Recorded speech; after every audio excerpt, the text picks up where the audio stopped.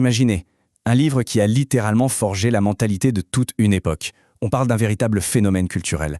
Un livre qui, en plein 19e siècle, a quasiment inventé l'idée même de développement personnel. Et tout part de cette phrase que tout le monde connaît. « Aide-toi, le ciel t'aidera ». C'est vraiment la thèse centrale du livre, Self-Help, qui est sorti en 1859. Et attention, ce n'est pas juste un joli slogan. Pour l'auteur, c'est le résumé, le concentré de toute l'expérience humaine. Alors, on va plonger ensemble dans les idées de ce livre qui a vraiment marqué son temps. On va essayer de comprendre cette philosophie qui a été un peu le moteur de toute une époque de révolution, à la fois industrielle et personnelle. Allez, c'est parti. La première chose à comprendre, c'est que le livre met tout de suite les pieds dans le plat. Son argument principal, son cœur, c'est l'idée de responsabilité individuelle. Et l'idée de base, elle est même un peu à contre-courant, vous allez voir. Le livre enchaîne les histoires, les anecdotes pour prouver une chose assez dingue. Que venir d'un milieu modeste, voire pauvre, eh bien ça peut être un meilleur atout que la richesse pour se forger un vrai caractère. Et pour nous convaincre, l'auteur ne fait pas dans la demi-mesure. Il nous déroule une véritable galerie de portraits. Accrochez-vous, on va passer en revue quelques exemples assez marquants. On a par exemple Lagrange, un astronome super connu, et c'est lui-même qui le disait. « Si j'avais été riche, je ne serais sans doute jamais devenu mathématicien. » C'est fou, non? Pour lui, c'est parce qu'il n'avait pas le choix qu'il a trouvé sa voie, sa vocation. Ou alors, prenez du putrin. Faut imaginer le tableau. Quand il était étudiant, il partageait un lit, il vivait à 3 francs 6 sous, se levant à 4 heures du mat pour bosser. Sa pauvreté, c'était pas un frein, non, au contraire, c'était son moteur. Et ce qui est super intéressant, c'est que le livre ne parle pas que des grands noms, des scientifiques, des chirurgiens, non, pas du tout. Il met aussi en avant des gens plus simples, des artisans, des tailleurs, des cordonniers, des boulangers, des gens qui, juste avec leur volonté, ont réussi à faire des choses incroyables, à atteindre une forme de grandeur. L'histoire du poète Jasmin est particulièrement parlante. Au début, sa femme n'y croit pas du tout. Elle va même jusqu'à lui cacher ses plumes pour qu'il arrête d'écrire. Mais quand ses poèmes commencent à rapporter de l'argent, elle change complètement d'avis. Elle lui dit « Courage, chaque vers que tu écris, c'est une tuile de plus pour notre toit. » Et le geste final, il est hyper symbolique. Il finit par briser le vieux fauteuil de famille, celui dans lequel on transportait les malades à l'hospice. C'est comme s'il brisait la malédiction, le cycle de la pauvreté. Ok, alors deuxième grande idée du livre, tout aussi importante, c'est l'idée que le génie, ça ne tombe pas du ciel. Ce n'est pas un don, c'est le résultat d'un travail acharné, tout simplement.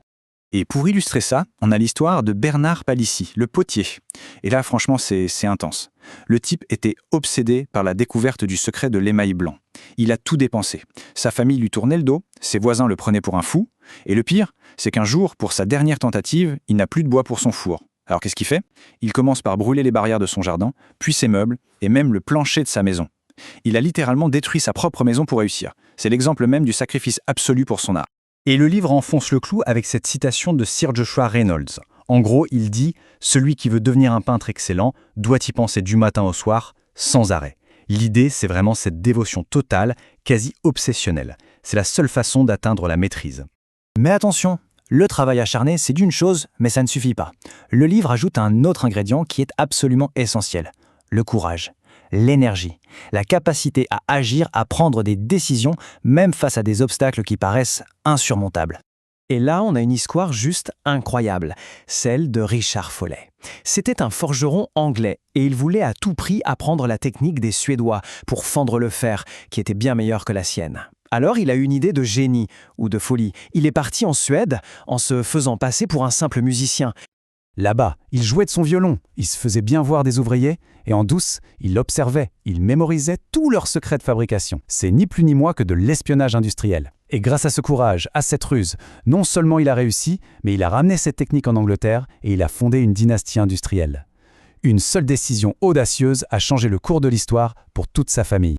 Et que dire de l'aventure de William Phips? C'est digne d'un film. Le gars né dans une famille pauvre de 26 enfants entend parler d'un galion espagnol rempli de trésors qui a coulé. Il y croit. Il monte une première expédition, ça rate, il doit même gérer une mutinerie. Il lâche pas.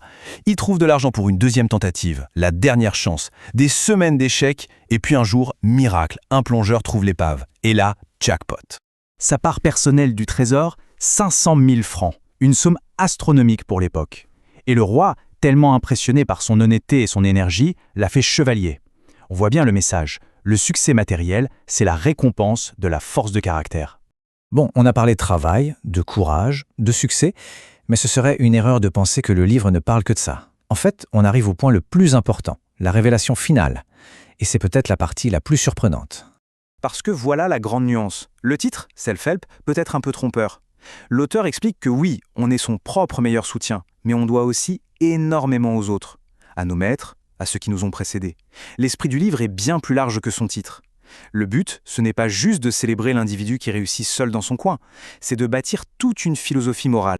Et donc les vrais piliers du succès, selon le livre, ce ne sont pas juste le travail et l'ambition, c'est avant tout l'honnêteté, l'intégrité, la persévérance bien sûr, le courage, la conscience et le respect des autres.